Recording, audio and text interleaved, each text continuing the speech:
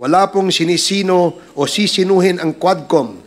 There will be no sacred cows. We will leave no stone unturned. Sa pagharap ni dating Pangulong Rodrigo Duterte, kanyang inamin na inutusan niya ang mga kapulisan na patayin ang mga drug personalities, bagamat sinabi niya na dapat ito ay manlaban.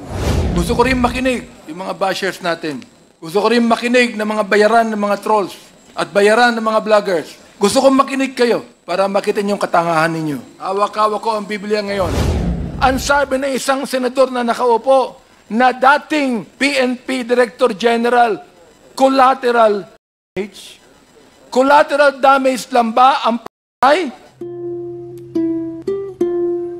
Naipalabas ng Quadcom ang mga tunay na pangyayari sa mga pinaslang na mga biktima sa pamamagitan ng mga salaysay ng mga nakasaksi ng mga pamilya at ng mga otoridad. Ang mga records ay nailabas bilang patunay sa mga pangyayari.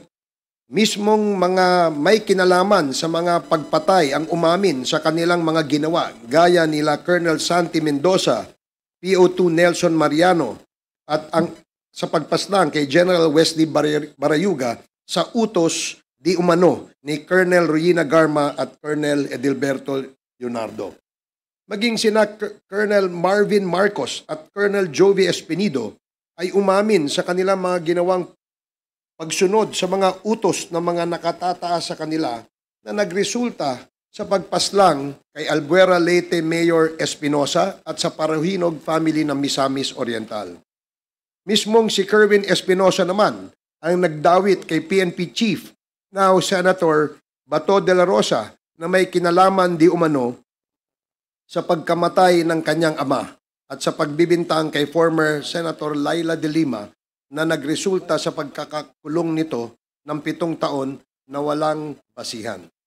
Sa pagharap ni dating Pangulong Rodrigo Duterte, kanyang inamin na inutusan niya ang mga kapulisan na patayin ang mga drug personalities, bagamat sinabi niya na dapat ito ay manlaban, na kung hindi naman manlalaban, ay dapat piliting manlaban upang ma-justify ang pagpatay.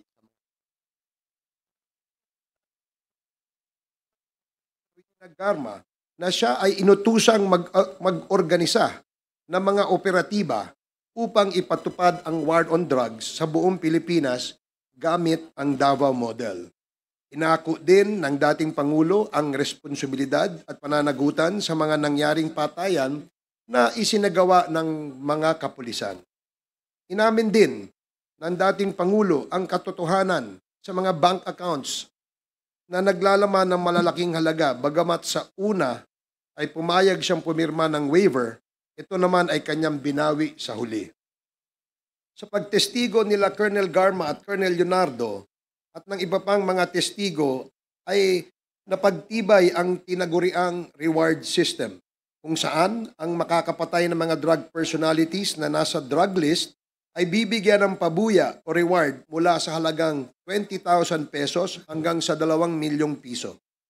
Ito ay napatunayan din ni Tata Tan at Andy Magdadaro, mga preso sa Davao Penal Colony na noong 2016 ay inutusan di umano ni Colonel Garma at ni PO2 Art Narsolis na patayin ang 3 Chinong drug convicts sa loob ng selda.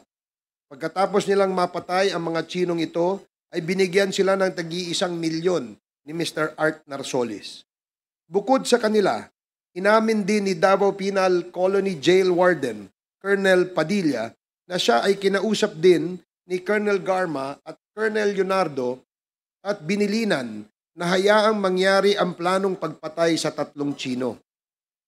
Inamin ni Colonel Padilla na siya ay kinausap sa telepono ni dating Pangulong Duterte ilang minuto matapos ang pagpatay at nag-congratulate ito sa kanya. Bagay naman na itinanggi ng ating dating Pangulong Duterte. Maraming mga magulang, kapatid at anak na mga naging biktima ang nagpahayag ng kanilang naranasan at nasaksihan sa pagpatay sa kanilang mga mahal sa buhay. Ang iba ay walang kinalaman sa droga at ang iba ay mga batang inosente na nadamay lamang sa tila bagang walang batas na patayan sa kalsada. Dahil sa mga natuklasang ito ng Quadcom na ipanukala namin na gawing separado ang pagbabawal sa ganitong klaseng pagpatay o at tinatawag natin ngayong extrajudicial killings at papatawan na mas mabigat na parusa kung ito ay maisa sa batas. Sa usapin naman ng illegal na droga, narinig natin ang panig ng dalawang testigo na nawalan ng kalayaan sapagkat sila ay nagkamali sa kanilang desisyon alang-alang sa negosyo at pagkakakitaan. Si Jimmy Guban na dating kawani ng Bureau of Customs na nasintensyahan ng pagkakabilanggo ng 40 taon sa kadahilanang nakadiskubre siya ng malaking bulto ng droga na nagkakahalaga ng 6.4 billion pesos sa isang shipment sa Bureau of Customs at ito ay ibinintang niya kay Congressman Pulong Duterte, Attorney Mans Carpio at Mr. Michael Yang na dating ginawang Presidential Economic Advisor ni Pangulong Duterte. Ayon kay Guban, ang tatlong personalidad na ito ang nagpaparating ng iligal na droga sa customs. Nimbitahan natin ang mga taong ito, subalit hanggang ngayon ay hindi pa din sila nagbibigay ng kanilang pahayag.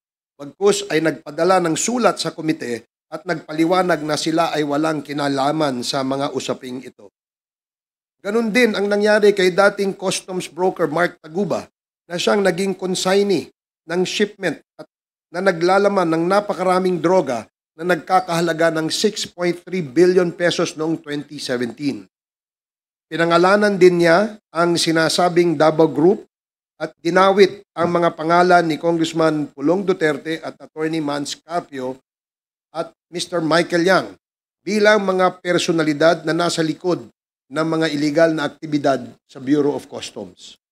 Sa pagtestigo naman ni Colonel Asierto, dating Deputy Director ng PNP Anti-Drug Unit, sinabi niya na 2 drug lords o drug personalities ang natuklasan niyang malapit sa dating Pangulo kung kaya't nagbabala siya dito. Bagay na ikinagalit ng Pangulo kung kaya't siya ay pinagbantaang papatayin. Ang mga drug personalities na ito ay sina Michael Yang at Mr. Alan Lim. Si Michael Yang di umano ang nasa likod ng mga Shabu clandestine laboratory sa Davao noong mayor pa lamang ang dating Pangulo. At si Alan Lim naman ang naaresto sa isang raid sa drug laboratory sa Cavite noong 2004.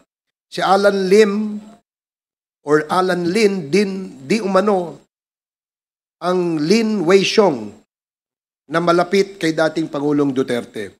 Sa larangan naman ng Pogo, nakita natin sa mga pagdinig na ang isang malaking personalidad sa likod nito ay si dating Mayor Alice Go na kasama ang iba pang mga Chino at may koneksyon kina Michael Yang at Alan Lim or also known as Lin Weixiong ang mga korporasyon na kanilang mga tinayo. Kaya dito nakita ang kaugnayan ng Pogo sa illegal na droga. Sa ngayon, kinansila na ng gobyerno ang peking birth certificate ni Alice Go or Go Waping at tinanggal na rin siya bilang alkalde ng Banban Tarlac. Marami pa po ang susunod. Ang Pogo sa Banban Tarlac ni Alice Go at ang Porac Pampanga Pogo na Lucky South kung saan naugnay si Cassandra Leong at si Attorney Harry Roque ay nakitang may mga malapit na kaugnayan. Si Attorney Harry Roque ang nagsilbing abogado ng Lucky South at iyan ay napatunayan sa kanyang pakikipagpulong kay PAGCOR Chairman Al Tenco na kasama si Cassandra Ong at ilang beses na nag-follow up sa PAGCOR upang makuha ang lisensya ng Lucky South Pogo. Maliwanag ang lahat ng ito sa records ng Quad Committee. Si Attorney Harry Roque din ay nakitaan ng paglago ng kanyang ari-arian na mula lamang sa deklarasyong 125,000 noong 2016, ito ay lumobo sa 125 million pesos noong 2018. Bagamat maraming dahilan si Attorney Harry Roque, hindi niya isinumite ang mga dokumentong sinasabi niya magpapatunay dito. At sa halip ay nagtago siya at inatake ang Quadcom at kinestyon ang jurisdiction nito. Bukod sa pagtatago, siya ay tumakas patungong ibang bansa. Marami pa siyang kailangan ipaliwanag sa bayan. Sa mga nakitaan namin ng mga peking birth certificates, kami ay agad na naghain ng panukala upang bigyan ng kapangyarihan ang mga ahensya ng gobyerno na magkansela ng mga fictitious at late registered birth certificates ng mga kaduda-dudang mga dayuhan na hindi na kailangan pang dumaan sa korte. Kasabay nito ay naghain din kami ng panukala na kukumpiskahin ng gobyerno ang mga ari-arian o mga pag-aari ng mga peking Pilipinong korporasyon gaya ng Empire 999 na siyang nagmamay-ari ng 560 million pesos shabu na pinaimbak sa kanilang bodega sa Mexico, Pampanga. Sa ngayon, kansilado na din ang rehistro ng korporasyon sa Securities and Exchange Commission at ang mga incorporators nito na kinabibilangan ni Mr. Willie Ong at Mr. A.D. Tai Yang na parehong Chino na nagpanggap na Pilipino ay nahaharap sa mga kaso bilang o mga kaso kabilang na ang drug trafficking at money laundering. Marami pa pong korporasyon ang nanganganib na makansila ang lisensya at rehistro sa parehong modus at kaugnayan kina Michael Yang, A.D. Yang, Lin Wei Xiong, or Mr. Alan Lim. Bunsod na mga ito, isa pang panukala ang ngayon ay dinidinig ng kapulungang ito, ang total ban sa lahat ng klase ng pogo. Napakarami na pong nakita at nadiskubre ang Quadcom. Kaya naman po hanggang ngayon ay pilit pa rin sinisiraan ng mga bayarang trolls or narco-vloggers at kritiko na wala namang naintindihan sa usapin o sadyang ayaw umintindi na madali namang maintindihang pinag-uusapan. Marami pa pong lalabas na katotohanan. Tumutok lamang po kayo. Wala pong sinisino o sisinuhin ang Quadcom. There will be no sacred cows. We will leave no stone unturned in search of the truth, justice, and accountability. Numerous bills have been filed and will be filed in the days to come to address the loopholes we discovered and the lapses that we need to fill. Dahil sa inyong kooperasyon, suporta, paniniwala at pagtitiwala, ang Quadcom ay matagumpay na humaharap sa lahat ng pagsubok upang mabatid ang katotohanan at mabigyan ng katarungan at kasagutan ang ating mga hinaing tungo sa tunay na kapayapaan. Nagpapasalamat kaming muli sa inyong pagtangkilik at pagtitiwala. Maraming salamat po. The next to deliver his opening remarks is Chairman of the Committee on Human Rights. Chairman Benny Abante, you are recognized. Magandang umaga po sa ating Senior Deputy Speaker, sa ating mga co-chair, sa ating mga colleagues, at ang may inimbitahan nating mga resource speakers ngayong umaga, at sa taong bayan na nakikinig po sa aking tinig ngayon. Gusto ko rin makinig yung mga bashers natin. Gusto ko rin makinig ng mga bayaran ng mga trolls at bayaran ng mga vloggers. Gusto ko makinig kayo para makita niyo yung katangahan ninyo. Oh, gusto ko munang banggitin, Your Honors, ang sinasabi po ng Biblia. Anong sabi ng Biblia sa Romans chapter 3? Hawak-hawak ko ang Biblia ngayon. And verse number 12.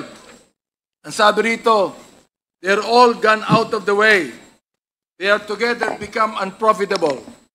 There's none that do it good, no not one. Their throat is an open sepulcher. Anong ibig sabihin ng their throat is an open sepulcher? Nanlalait, nang aabuso, nang iinsulto, nagmumura, naninira.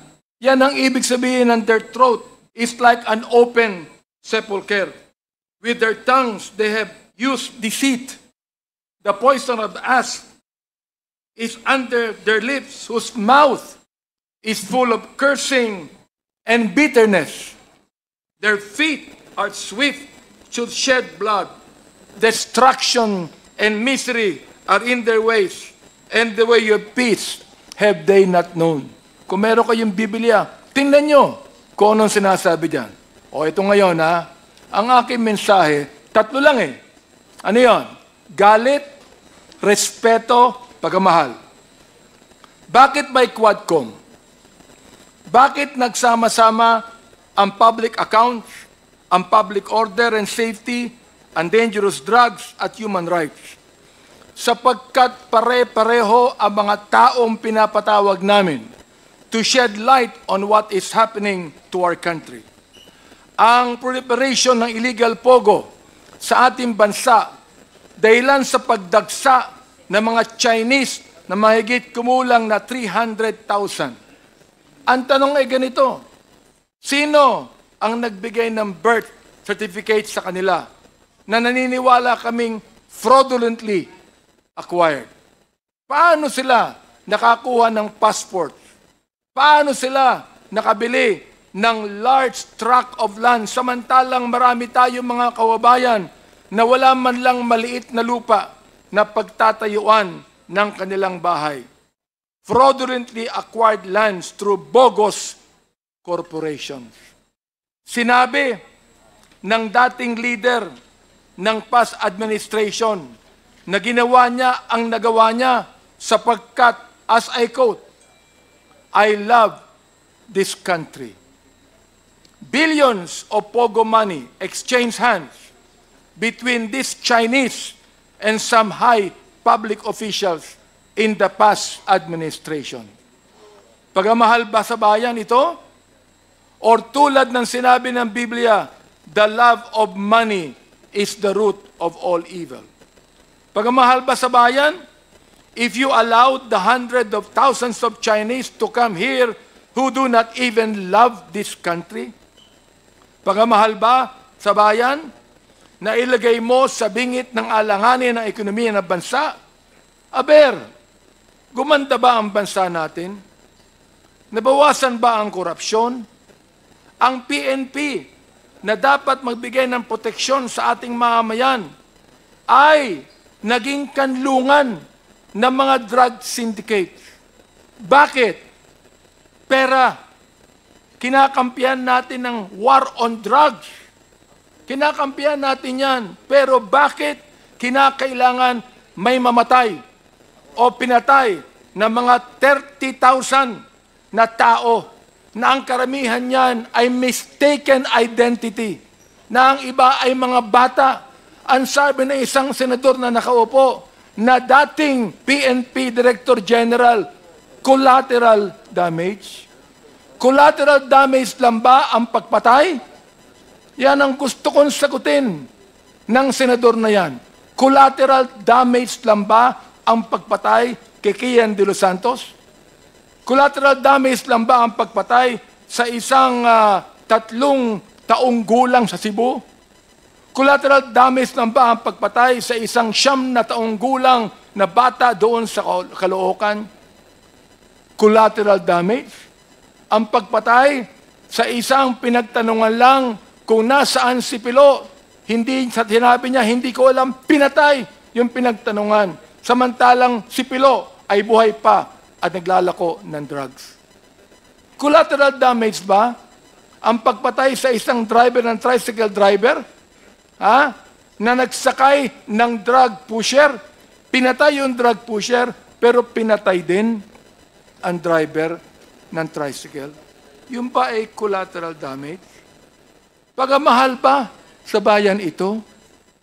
Kapag ang tao pumapatay ng marami, at binabayaran ang mga pumapatay, pagmamahal ba sa bayan ito?